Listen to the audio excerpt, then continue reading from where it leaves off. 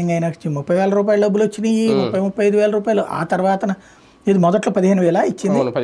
ఆ తర్వాత పర్మనెంట్ అయినప్పటి నుంచి 35,000 రూపాయల డబ్బులు వచ్చినాయి. ఆ పైన పే స్కేల్స్ ఇచ్చేసారు వాళ్ళకి, జనరల్ గవర్నమెంట్ ఎంప్లాయీస్ కింద చేశారు. అంత చేసిన తర్వాత కూడా ఇంకా ఎక్స్పెక్టేషన్ వెళ్ళి వాళ్ళు దెబ్బతిన్నారు. అంటే జగన్ ప్రభుత్వం కంటిన్యూ అయితే వాళ్ళు కూడా కంటిన్యూ అయ్యేవారు, వాళ్ళకి కూడా వీళ్ళు కూడా ఒకళ్ళు కదా అంటే అదేలే చెప్తున్నా. వాలంటీర్ అయినా సచివాలయ ఉద్యోగులైనా వాళ్ళ జీవితంలో ఊహించని ఉద్యోగం వచ్చింది. వచ్చిన తర్వాత ఎప్పుడైనా ఒక మనిషి ఆలోచన ఎట్లా ఉంటుందంటే, మొదట్లో మనకి అసలు ఏ ఇల్లు లేదు, ఓ ఇల్లు కొనుక్కోవాలా, కొనుక్కున్న తర్వాత దాంట్లో ఆ పక్కన వాళ్ళ ఇంటిని చూసి హంగులు బిగిన ఆలోచిస్తాం. ఫ్యాన్ ఉంటే బాగుంటుంది, ఏసీ ఉంటే బాగుంటుంది, డబుల్ కాట్ ఉంటే బాగుంటుంది, ఇట్లా పెరిగిపోద్ది. అట్లాగే ఇప్పుడు వీళ్ళకి కూడా వాళ్ళలాగా ఉంటే మనకు బాగుంటుంది, రెవెన్యూ వాళ్ళలాగా ఉంటే బాగుంటుంది, మున్సిపాలిటీలో ఉంటే మనకు బాగుంటుంది, మనకే పని సగానికి సగం తగ్గిపోతుంది, ఇట్లాంటి ఆలోచించారు.